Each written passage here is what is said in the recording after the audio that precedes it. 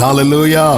ஏசாயா தீர்க்கதரிசன புஸ்தகம் 7வது அதிகாரம் அதனுடைய 9வது வசனத்தை வாசிக்க கேட்கலாம். ஏசாயா 7:9. எப்ராயிமின் தலை சமாரியா, சமாரியாவின் தலை ரெமலியாவின் மகன். நீங்கள் விசுவாசியாவிட்டால் நிலை பெற மாட்டீர்கள். கர்த்தருடைய பரிசுத்த நாமம் மகிமைப்படுவதாக. போன வாரம் இதை கேட்க கர்த்தர் கிருபை செய்தார். நம்ம நம்பிதான் ஆகணும், இல்லைன்னா நிற்கவே முடியாது. கொஞ்சம் சந்தேகம் வந்தபோது நடந்து கொண்டிருந்த பேதுரு எப்படி அதே இடத்தில் மூழ்கினானோ அப்படிதான் நம்முடைய வாழ்க்கை என்பது. கொஞ்சம் சந்தேகம் உள்ள வந்துட்டல, அதுவரை நடக்க முடியாத பாதையில விசுவாசத்தில் நடப்போம். ஆனால் நடக்கும் பாதையில கூட நமக்குள்ளே சந்தேகம் வந்துட்டா நம்மால நிற்க முடியாது, நம்ம விழுந்து விடுவோம். நேரம் அதிகம் இல்லாததுனால சில காரியங்களை கொஞ்சம் வேகமாய் சொல்லி நன்றாய் கவனமாய் கேளுங்கள். ஆமென். இங்கே ஆகாசுக்கு விரோதமாக சத்துருக்கள் கூடி பல ஆலோசனைகளை பண்ணுகிறார்கள். இது அறிந்து ஆகாசுடைய இருதயம், அவனை சார்ந்தவருடைய இருதயம் தளர ஆரம்பிக்கிறது. எல்லாவற்றையும் பார்க்கிற கர்த்தர் ஏசாயாவை அனுப்பி சொல்லுகிறார், இதை குறித்து நீ பயப்படாதே. அந்த ஆலோசனை நிலை நிற்பது இல்லை, அதன்படி சம்பவிப்பது இல்லை என்று 7வது வசனத்தில் ஆண்டவர் ஏசாயாவை கொண்டு ஆகாசோடு சொல்லுகிறதை பார்க்க முடியும். ஏன் சத்துருக்கள் ஆலோசனை பண்ணுகிறார்கள்? சத்துருக்கள் ஆலோசனை பண்ண காரணம் என்ன? காரணம் என்ன தெரியுமா? பல நேரத்தில் நம்மளை பற்றி தானே அவங்க பேசிட்டு இருக்கிறாங்க, நமக்கு எதிராக தானே திட்டம் பண்ணிட்டு இருக்கிறாங்க. ஏன் திட்டம் பண்றாங்க தெரியுமா? 1வது வசனத்தில் சொல்லப்பட்டிருக்கிறது, உசியாவின் குமாரன் ஆகாஸ் என்னும் யூதா தேசத்து ராஜாவின் நாட்களிலே ரேத்சீன் என்னும் சீரியாவின் ராஜாவும் ரெமலியாவின் குமாரனாகிய பெக்கா என்னும் இஸ்ரவேலின் ராஜாவும் எருசலேமின் மேல் யுத்தம் பண்ண வந்தார்கள். அவர்களால் அதை பிடிக்க கூடாமற் போயிற்று.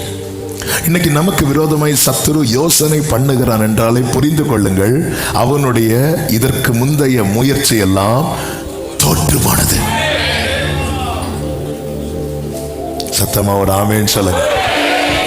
எனக்கு கடந்த நாள்ல, அதாவது வேர்ட் பை வேர்டா நின்று ஆண்டவரை பிரைஸ் பண்ணலாம். ஹல்லேலூயா. நமக்கு அதுக்கு டைம் பார்த்தாது, ஒரே சர்வீஸ்னா இழுத்துட்டு போயிடலாம். ஆமென். ஏன் திட்டம் பண்றாங்க? 4 பேர் உங்களுக்கு விரோதமா கூடி பேசுறாங்கன்னா புரிஞ்சுக்கோங்க, இதுக்கு முந்தின பிளான் என்னாச்சு தெரியுமா? ஃபெயிலியர் ஆயிட்டு. ஹல்லேலூயா. தாவீது கொன்று போடும்படிக்கு 1 சாமுவேல் 19:1 தாவீதை கொன்று போடும்படி சவுல் தன் குமாரனாகிய யோனத்தானோடும் தன் ஊழியக்காரர் எல்லாரோடும் பேசினான் அப்படின்னு இருக்கு. ஏன் பேசினான்? ஏன் டிஸ்கஷன் அங்க ஓடுது? ஏன்னா முந்தின அதிகாரத்துல நமக்கு தெரியும், அவனை ஈட்டிய 2 வாட்டி எறிகிறான். அதற்கு அவர் என்ன பண்றாரு? தாவீது விலக்கி காக்கப்படுகிறான். முந்தின பிளான் ஃபிளாப் ஆயிட்டு, முந்தி போட்ட திட்டம் எல்லாம் இல்லாமல் ஆகிவிட்டது. ஒரு தேவ பிள்ளை இதை அறியணும். ஏன்? சத்துரு என்னிலும் அதிக பலவான்கள், என் சத்துரு என்னிலும் பலவானா இருந்தான் என்றுதான் 18வது சங்கீதத்தில் தாவீது சொல்லுகிறான்.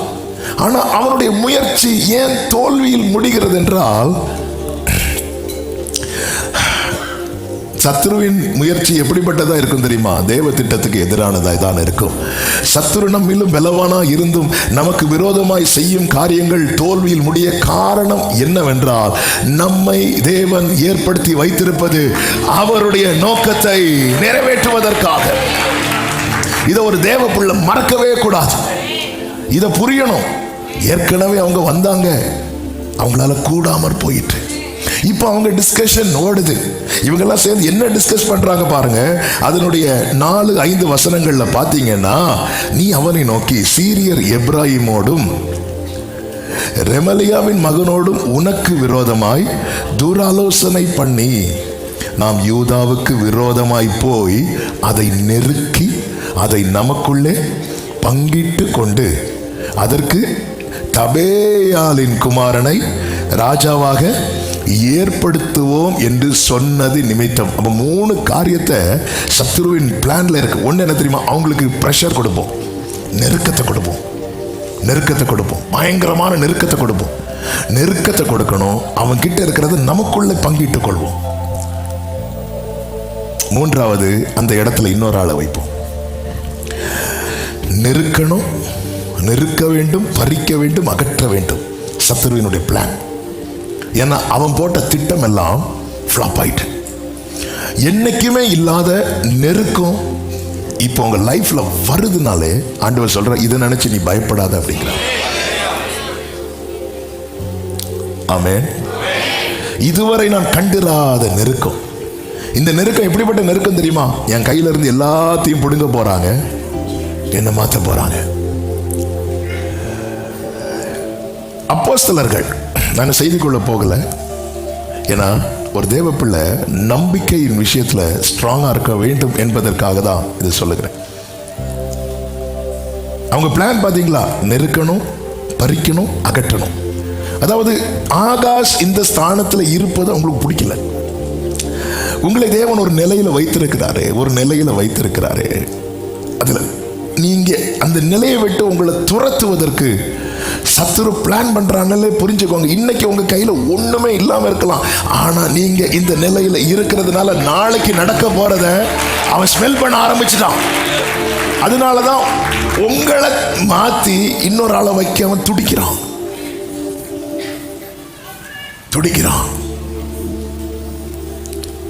அப்போஸ்தலர்களை இல்லாமல் ஆக்க வேண்டும் என ஆலோசனை சங்கத்தார் எல்லாம் பேசிட்டு இருக்கும் போது, ஏன்னா பேதுருவை ஜெயில போட்டு பார்த்தாச்சு, அங்கிருந்து தூதனால வெளியே வந்தாச்சு. முந்தின முயற்சி எல்லாம் என்ன ஆயிட்டு? ஃபெயிலியர் ஆயிட்டு. இன்னைக்கு விரோதமாய் உங்களுக்கு விரோதமா ஒரு கூட்டம் கூடுதுன்னா புரிஞ்சுக்கோங்க, நேத்து அவர்களுடைய முயற்சி என்ன ஆயிட்டு தெரியுமா? ஃபெயிலியர் ஆயிட்டு. அப்போ ஒரு காரியம் தெரியுது, சத்துருவின் முயற்சி ஃபெயிலியர் ஆச்சுன்னா அடுத்து அவனுடைய பிளான் ஹெவியா இருக்கும். ஆமென். சரி, இதுக்கு அதுவே பரவாயில்ல,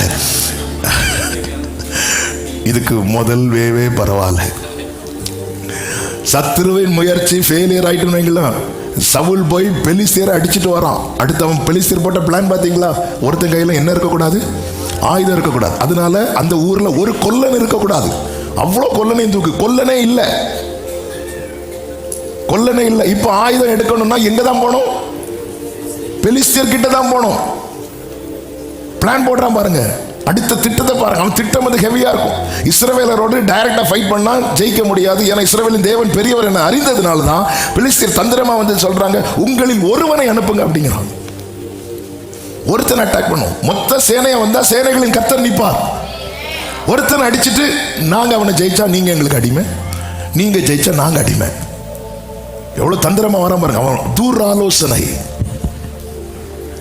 இப்படிதான் அப்போஸ்தலர்களை என்னெல்லாமோ செஞ்சு பார்க்குறாங்க, முடியல. உடனே அவர்களுக்குள்ள பயங்கர டிஸ்கஷன் நடக்கு. இவங்களை எப்படி விடக்கூடாது, இவங்க கதையை முடிக்கணும்னு பிளான் பண்ணும்போது அந்த கூட்டத்தில் கமாலியல் அப்படிங்கிற ஒரு மனிதர் இருந்தார். கனம் பெற்றவர். அவர் பாதத்தில் தான் யார் படிச்சார்னா பவுல். அப்போ அவர் எழும்பி ஒரு வார்த்தையை சொல்லுவார். அப்போஸ்தலர் 5வது அதிகாரம் 38, 39 வசனங்களை வாசியுங்கள். இப்பொழுது நான் உங்களுக்கு சொல்லுகிறது என்னவென்றால், இந்த மனுஷருக்கு ஒன்றும் செய்யாமல் இவர்களை விட்டுவிடுங்கள். இந்த வேர்டை கவனிக்கணும். இந்த யோசனையும் இந்த கிரியையும் மனுஷரால் உண்டாயிருந்ததானால் ஒளிந்து போ. தேவனால் உண்டாயிருந்ததானால் அதை ஒழித்துவிட உங்களால் கூடாது. தேவனோட போர் செய்கிறவர்களால் காணப்படாதபடிக்கு. ஒரு தேவ புள்ள எதுக்கு இந்த வார்த்தையை சொல்லுகிறேன் என்றால் புரிந்து கொள்ளுங்க. உங்களை ஒரு நிலையில வைத்திருப்பது கர்த்தரானால், உங்களை ஒரு நிலையிலே உயர்த்தி வைத்திருப்பது கர்த்தரானால், உங்களை ஒரு நிலையிலே வாழ வைத்திருப்பது கர்த்தரானால், அதற்கு விரோதமாய் எழும்புகிறவர்கள் தேவனோடு போர் செய்கிறார்கள். அல்லேலூயா. இந்த யோசனை மனுஷனால் உண்டாயிருந்ததானால் அது ஒளிந்து போகும். இது தேவனால் உண்டாயிருந்ததா? எங்க பேதுரு பயன்படுவதற்கு முன்னாடியே பேதுரு ஒழிக்க நினைத்தவன் அல்லவா பிசாசு? நடந்துச்சா? நானும் உன் விசுவாசம் ஒளிந்து போகாதபடி உனக்காய் வேண்டும். பேதுரு இன்னும் பயன்படவே ஆரம்பிக்கல. பெந்தேகோஸ்தே நாள்ல தானே பயன்பட தொடங்கினான். அழைப்பு இருக்கு, ஆனா இன்னும் பயன்படல. பயன்படுவதற்கு முன்னாடி அநேகரை ஒழித்து போட நினைக்கிறான் சத்ரு. பேதுரு என்ன நடந்துச்சு? பேதுரு இந்த 3 வருஷத்துல கடல் மேல் நடந்த இது எத்தனை தடவை சொல்லுவீங்க? பேதுரு இது எத்தனை தடவை? இன்னும் யூஸ் ஆகலையே 4 பேருக்கு பேதுருவே. ஆனா அதுக்கு முன்னாடியே அழிக்க நினைக்கிறான். பாத்தீங்களா? அழைப்பு இருக்கு, ஆனா இன்னும் நான் பயன்படுவதற்கு முன்னாடியே எனக்கு பிரஷர் ஜாஸ்தியா இருக்கு. அது அழிக்க நினைக்கிறான் பிசாசு. ஆமே, அதனாலதான் போதும் போதும் வாழ்க்கையை வெறுத்து போதுங்கிற நிலை. கமாலியலுக்கு தெரியுது, கர்த்தருடைய பிள்ளைகளுக்கு தெரிய மாட்டேங்குது. இது தேவனால் உண்டாயிருந்ததானா?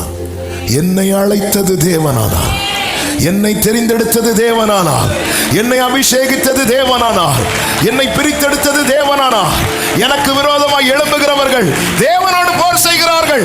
ஆமென் சொல்றவங்க மட்டும் நல்ல கையை தட்டி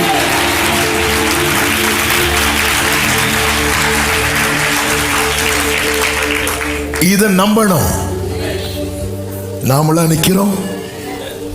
ஹல்லேலூயா. நாமளா நிக்கிறோம். தாவீதை துரத்துறாங்க. ஏன்னா எல்லைக்குள்ள வந்து விடவே கூடாது. தாவீதின் கண்டிஷன் எப்படி இருந்துச்சு தெரியுமா? செத்தவனை போல எல்லாராலும் முழுவதும் மறக்கப்பட்டேன்கிறார். ஆனா அதே தாவீதை எல்லாரும் தேடி வராங்க. காட்ஸ் டைமிங் ஒன்று இருக்கு. தாவீது ராஜாவாக மீண்டும் நிறுத்தப்படுகிறான். அன்னைக்கு அவன் மேல அபிஷேகம் வைக்கப்பட்ட போது அவனுடைய வீட்டார் மட்டும் பார்க்கிறார்கள். 17வது வயதுல 30வது வயதுல தாவீதின் தலையில் அபிஷேகம் வைக்கப்பட்ட போது இஸ்ரவேல் ஜனங்கள் முழுவதும் பார்க்கிறார்கள். எனது தேவன் வைத்தது. ஒரு முறை அல்ல, பல முறை ஈட்டியை எறிந்தாலும் சிங்கம் வந்தது, கரடி வந்தது, கோலியாத் வந்தான்.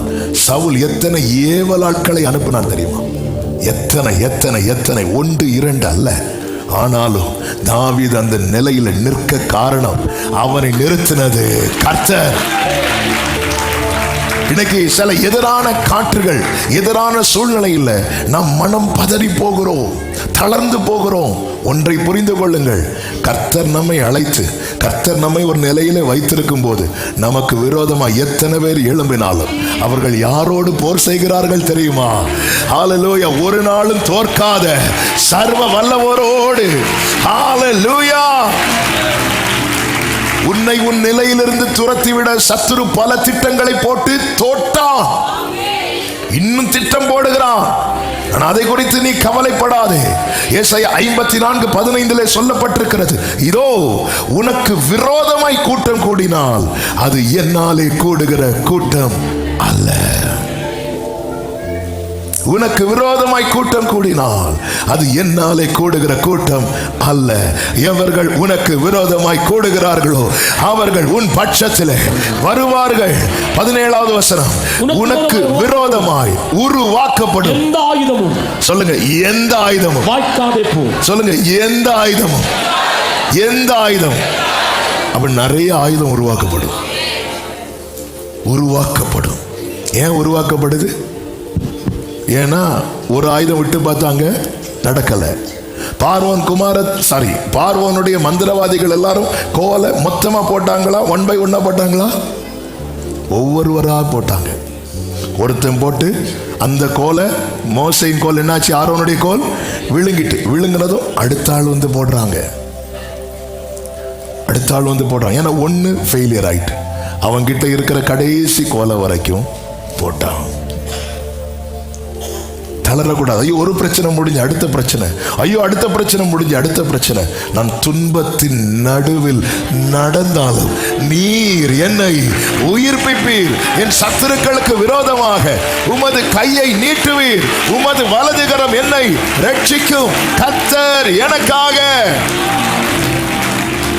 எனவேதான் யூத ஜனங்களை சுற்றிலும் யோசபாத் நாட்களிலே சத்துருக்கள் எல்லாம் சூழ்ந்த போது செய்வது இன்னதென்று அறியாமல் கர்த்தரை நோக்கி பார்த்து கொண்டிருக்கும் போது கர்த்தருடைய ஆவியானவர் இறங்கி பேசுகிறார், யுத்தம் உங்களுடையதல்ல, யுத்தம் கர்த்தருடையது. நீங்கள் தரித்து நின்று கர்த்தர் உங்களுக்கு செய்யும் ரட்சிப்பை பாருங்கள் என்று சொன்னதும் தாழ விழுந்து யோசபாத்தும் ஜனங்களும் பணிந்து கர்த்தரை தொழுது கொண்டு இப்பொழுது எழுந்து நின்று யோசபாத் ஜனங்களை பார்த்து சொல்லுகிறான். 2 நாளாகமம் 20:20 அவர்கள் அதிகாலமே எழுந்திருந்து தெக்கோவாவின் வனாந்திரத்துக்கு போக புறப்பட்டார்கள். புறப்படுகையில் யோசபாத் நின்று, யூதாவே, எருசலேம் குடிகளே, கேளுங்கள், உங்கள் தேவனாகிய கர்த்தரை நம்புங்கள், அப்பொழுது நிலைப்படுவீர்கள். அவருடைய தீர்க்கதரிசிகளை நம்புங்கள், அப்பொழுது தீர்க்கதரிசிகளை நம்புங்கன்னா என்ன அர்த்தம்னா, அவர்கள் மூலமாய் சொல்லப்பட்ட வார்த்தைகளை நம்புங்கள், அப்பொழுது சித்தி பெறுவீர்கள்னா யூ வில் பி சக்சஸ்ஃபுல். அப்படின்னா உங்களுக்கு காரியம் நடக்கும், நீங்க ஜெயிச்சிருவீங்க, நீங்க நிலைப்படுவீர்கள். நம்ம எதை படித்தோம்? விசுவாசிக்கலைன்னா நிலை நிற்க மாட்டோம். யாரா இருந்தாலும் சரிதான், வார்த்தையை வாங்குறோம் ஆனா நம்ப மாட்டேங்கிறோம். விசுவாசியுங்கள், நம்புங்கள், நீங்கள் நிலைப்படுவீர்கள். பிரியமான கர்த்தருடைய பிள்ளைகளை, என்ன யார் கொண்டு வந்தா, என்ன யார் நிக்க வைத்து, இப்படி பார்க்கணும்.